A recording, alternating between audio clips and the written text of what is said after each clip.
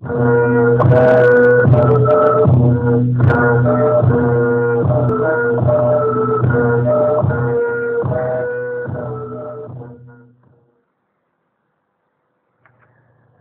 India Radio Imphal medium wave meters thum somli point khat kilohertz zugya changyalani ile FM megahertz zale thum poinga apanong tipang khia paite program ahi tuni in sak la khom sinale lalnun moy apan latwaleng ngai ngai nei dingo tuina masapenin lalnun moy apan asak min lamka chila ngai dingo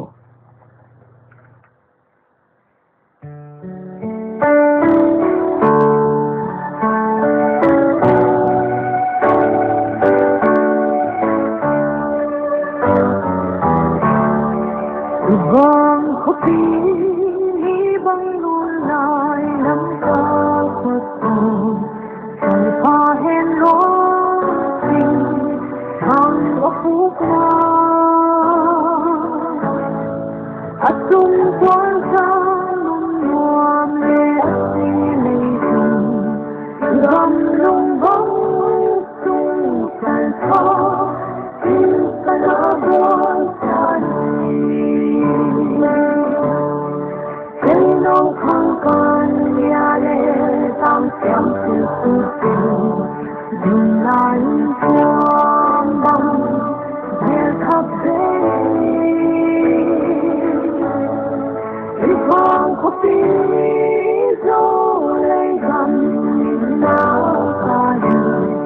người vắng nghe thêm lưới chạm lên thân đi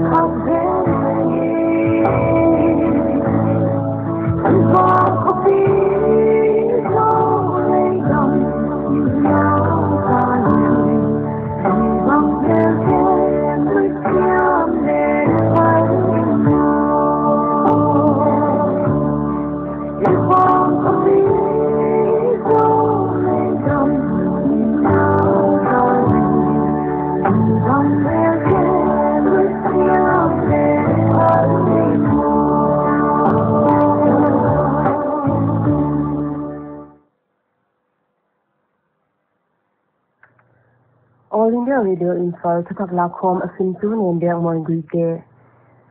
Manipur Chief Minister Endurance Singing State Horticulture Sector Stakeholders Tuam Te Tokimu Khom Nanei Chief Minister in Horticulture Department na official land pen teleng kimu pia hunhong tung dinga state in nile tak atak sablo na dinga hai ga tam sim pian sabding dan gen khom hi tut khom na huna state horticulture department waya farm om pinleng function sabding le low bol ni te kyanga kimantaka hai sitang hom sak ding in thupu ku hi health sector and guiding le ana set ding dan te gel ding in state level task force din kyakinam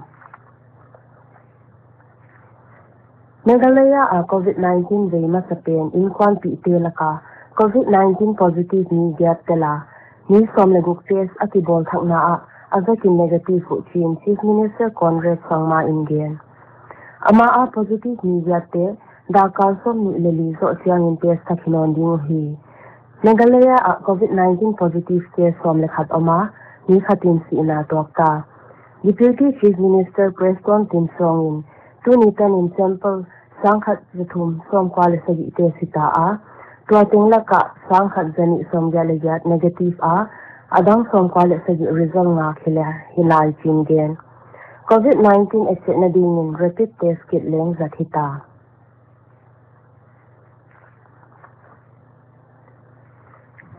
Railways in lockdown humsungin mal sa bialading metric ton million khat point gat nga ganpwa NF Railway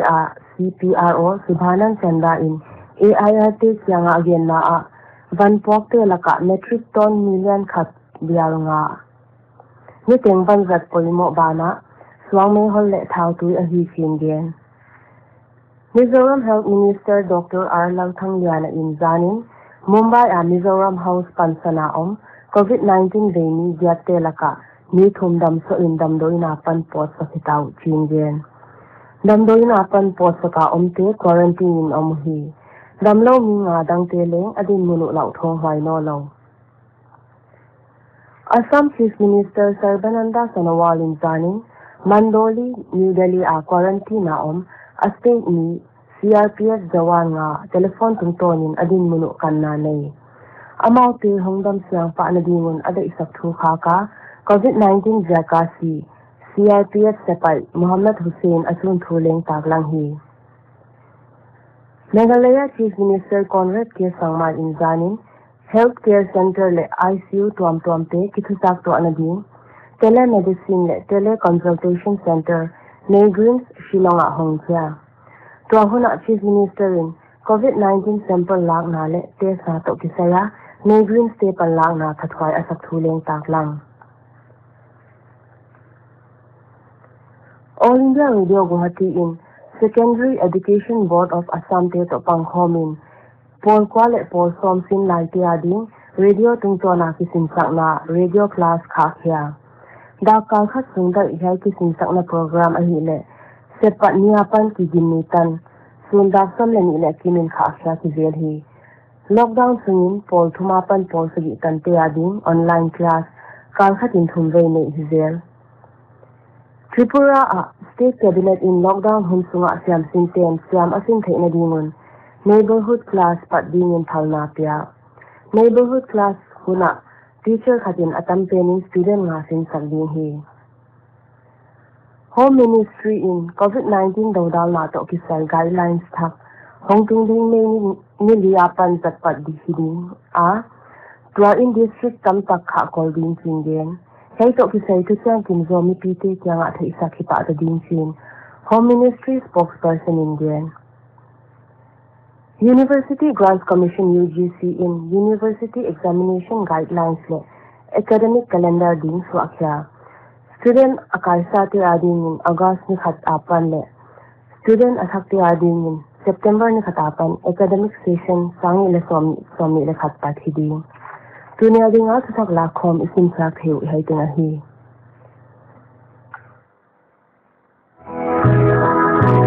Upalamte COVID-19 na pan ki vending dan feeding ina omin ina ni hong ki mo piken alo thelo hi le meter khatin ki gamlaun na khut le mai awang kilin sabon to sil siang gi gen na khu a hi ke la a the chen na bana ai ke le tissue paper ai ke le romalin ki dalin na go chen tissue paper pain la na dial neu so pa in ina ki wan an le me anum lain nen la himon ha na ding in thei tui bol tom donin ko ul pot takin la ni chu sign tu di de in naram doi ngi ge in na kyanga omlo tanaute lomte to ki hoin la akul le in kwante panti na to video call in ki ho zelun nit al le khuksin ke dingel sa a om le khol phatin na khoi khang na mun te pe ma disinfectant na dal na dam doin ha syang gi ge na dam the na en zelin khosi khu na khak san na nei nge nge le kin takin ki et kol na mun nai pen pen nai pa in la hon na hil bang bang ruin hi lo ding te na khut sunga hi ke le mai hum lo in khu le ha thai ken khosik le khu mi te to ki nai ken na mit mai nak le le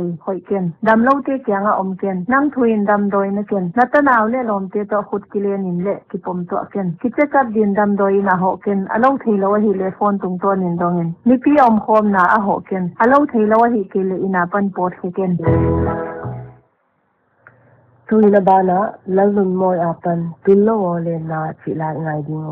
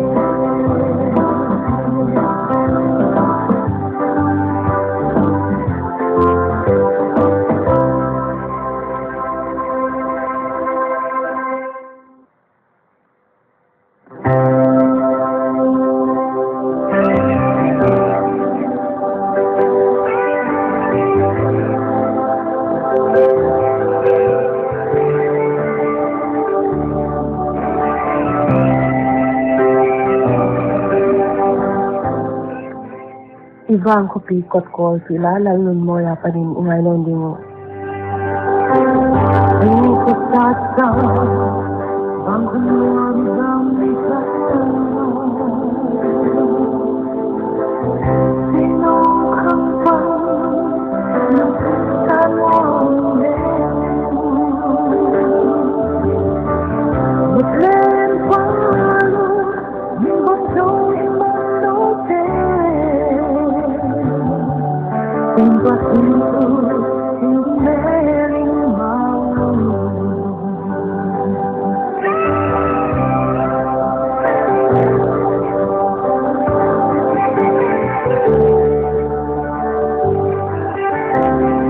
Bangku lama,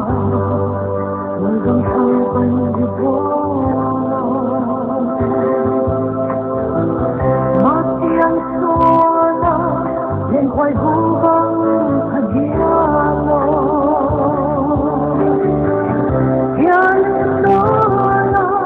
làm trong tôi sẽ vào quá bóng. Hay trong tiếng nâu, trên qua những tiếng hiao mơ. Chút không sáng lâu, gió tiếng nó có thua lâu.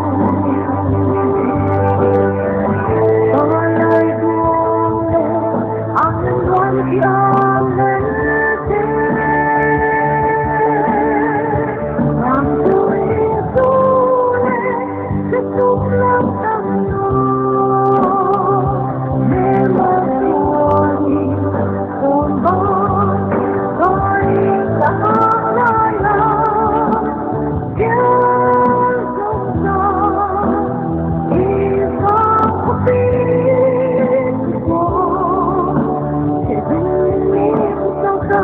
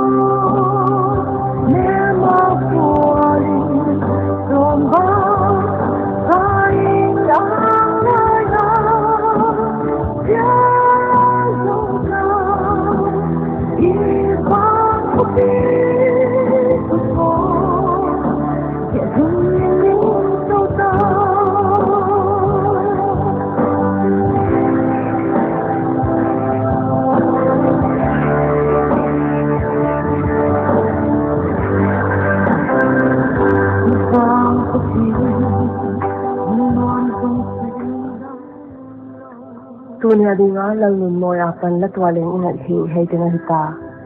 All India Radio Imphal ding siang in thak la khom sin na le ngai ke tu ten phan la na hon tel khom te ngai na in dingu tuni taglam dagni le min som lingin to kitonin hun obeita mun si a paite program ngai teng teng omnom le mangpha